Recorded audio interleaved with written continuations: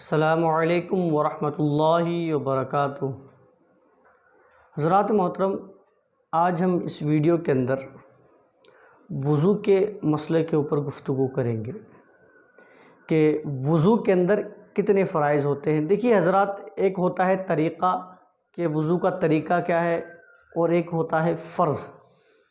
تو جب تک یہ فرض نہیں ہوگا ادا، جب تک آپ کا وضو نہیں ہو سکتا۔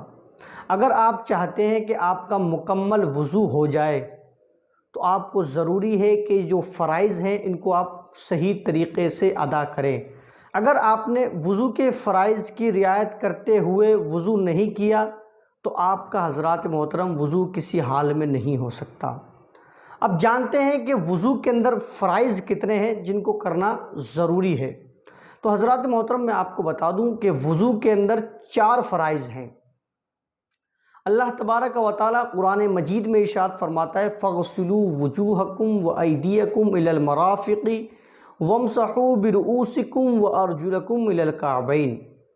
اللہ تبارک و تعالیٰ ارشاد فرماتا ہے کہ اپنے چہروں کو دھلو، فَاغْسِلُوا وُجُوهَكُمْ کہ تم اپنے چہروں کو دھلو، وَأَيْدِيَكُمْ إِلَى الْمَرَافِقِ اور اپنے دونوں ہاتھوں کو کوہنیوں سمیت، کوہنیوں کے اوپر تک دھلو، وَامْسَحُوا بِرُؤُوسِكُمْ اور اپنے سروں کا مسح کرو، وَأَرْجُلَكُمْ إِلَى الْكَعْبَيْنِ اور اپنے دونوں پیروں کو ٹخنوں سمیت دھلو۔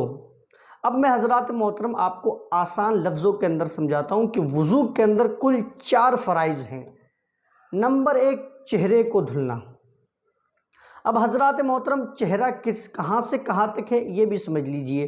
تو حضرات محترم چہرے کی چہرہ جہاں سے شروع ہوتا ہے، نارملی جہاں سے بالوں کی گروتھ یعنی بال جہاں سے اگتے ہیں وہاں سے لے کر اور یہ ہماری تھوڑی کے نیچے تک، اور ایک یہ کان کی لو سے دوسرے کان کی لو تک، یہ پورا کا پورا جو حصہ ہے یہ چہرے کے اندر آتا ہے۔ یہ پورا کا پورا حصہ آپ کو دھلنا ہی پڑے گا۔ اگر آپ نے اس کے اندر دھلنے میں کنجوسی کی، مطلب یہ ہے کہ آپ نے اس کو تھوڑا بھی اگر چھوڑ دیا، اگر پورا نہیں دھلا، تو حضرات آپ کا وضو نہیں ہوگا، کیونکہ فرائض اس کو کہتے ہیں کہ جس کو مکمل کیا جائے۔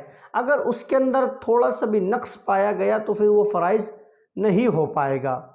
پہلا فرض آپ نے سمجھ لیا، پہلا یہ ہے کہ چہرے کو دھلنا۔ دوسرا جو فرض ہے وضو کا یہ ہے کہ کوہنیوں کے اوپر تک، یہ جو ایلبو ہے اس کے اوپر تک اپنے دونوں ہاتھوں کو دھلنا۔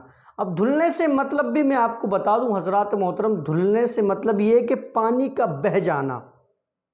اگر کسی شخص نے ہاتھ کے اندر پانی لیا اور اس کو پھینک دیا اور ایسے مساق کیا تو حضرات یاد رکھیے گا اس کا وضو نہیں ہو سکتا، کیونکہ اللہ نے جو حکم دیا نا، فَغْسِلُوا کا حکم دیا ہے کہ دھلو اس کو، اور دھلنا اسی وقت پایا جائے گا جب کہ پانی اس پر بہہ جائے گا۔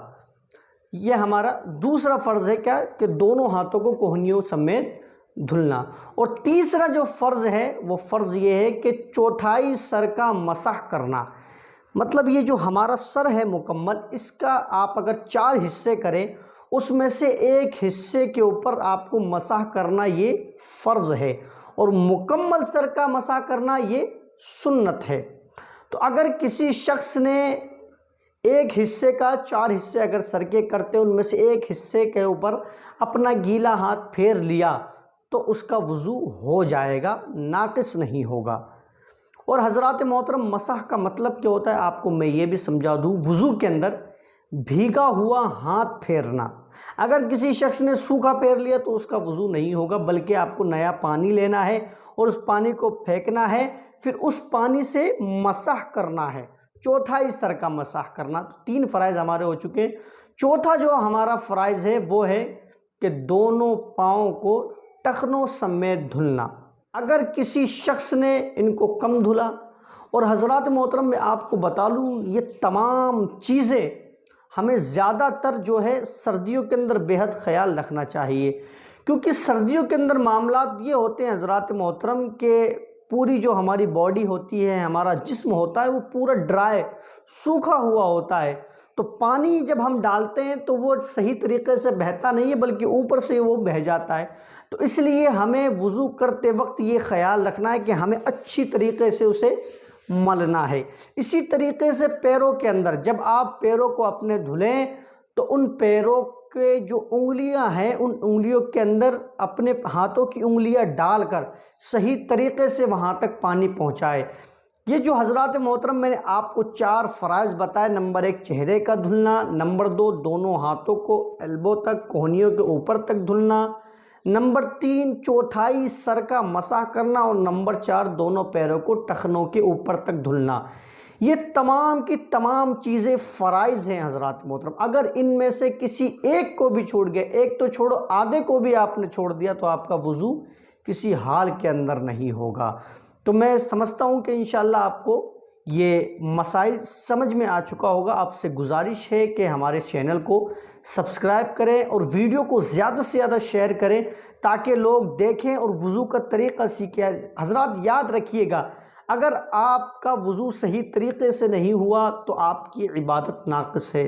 عبادت سے مراد میں یہاں نماز کو لے رہا ہوں، کیونکہ جب تک آپ کا وضو نہیں ہوگا جب تک آپ کی نماز نہیں ہو سکتی ہے۔ اس لیے کہا جاتا ہے کہ وضو یہ نماز کی کنجی ہے، مطلب یہ چابی ہے۔ اور حضرات محترم یاد رکھیے گا، اگر ہم کسی تالے کے اندر غلط چابی لگا دیں تو وہ تالا کھلتا نہیں۔ اسی طریقے سے اگر آپ نے وضو نہیں کیا صحیح طریقے سے تو یاد رکھیے گا آپ کی نماز بھی نہیں ہوگی۔ واللہ تعالی عالم۔ السلام علیکم ورحمۃ اللہ وبرکاتہ۔